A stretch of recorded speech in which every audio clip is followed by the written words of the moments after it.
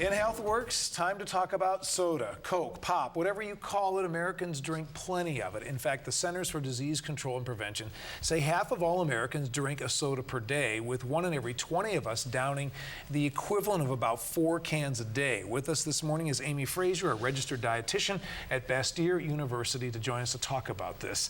Tell us why it's so troubling. Amy, glad you're here. Thank you. We know it's pretty much just part of our society.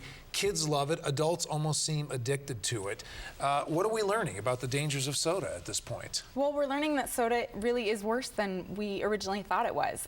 There are so many components to soda that are not helpful or healthful for us. So soda really has no nutritional value. It's just sugar, water, and actually has some really detrimental things. Let's talk about those, because I think people say, oh, it's not a good choice, and yeah, it's high in sugar, but it's not really that damaging or dangerous. Are we learning otherwise? We are. So several things. We know that drinking soda really increases our risk for obesity, for diabetes. Right. Now we're looking at heart disease, but some other components. Things like soda contains phosphoric acid, which actually leaches calcium from our bones, so can promote osteoporosis. It has caramel coloring, which now we're thinking is a carcinogen, so could lead to cancer. You know, when we start talking about cancer and heart disease, obviously then you get everybody's attention. Why is it that this hasn't come out until now?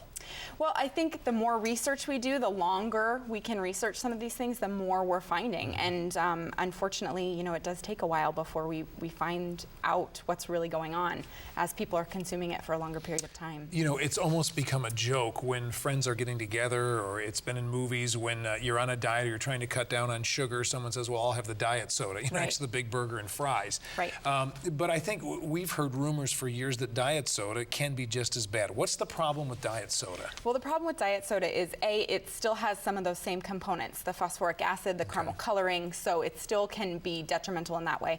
But also, we're concerned a little bit about some of these sugar substitutes, really. What will we find out about those down the line? And that people are still over-consuming calories, so they reduce their calories by drinking a diet soda, but then they overcompensate by having other food choices that are not great. Okay, I fell into that for years. All right, so how can we stop? Are there any recommendations for how we get over this? Yeah, well, some of the things that I tell patients, A, would be to reduce the amount. So having a small bit of soda. Now they make these tiny little cans, which are at least less sugar, so less calories, less sugar. But also there are so many other things that we can have instead. There are unsweetened. Talk about alternatives. Yeah, and I think you have one right there before we run out of time. What do you suggest? You know, a smaller portion, but things like unsweetened teas that are flavored, that are great. Certainly. If you like the carbonation from soda, something that I tell patients to do a lot is drink the seltzer water and either add a splash of 100% fruit juice in there, slice up some lemon, lime, cucumbers, really great. Frozen berries in the summer are a great flavoring. There are some other kinds of sodas that are lower in sugar as well, and also something like kombucha, which is a little bit alternative, but has a fizz to it and has a little tanginess to it that would be a great alternative. Well, we definitely need to tackle the obesity problem and diabetes and everything goes with it. Amy, thanks. We're out of time. I do appreciate the insight. Amy Frasieur with Bastyr University with the new research and information. Yeah, I think that iced tea sounds about good here for lunchtime. All right.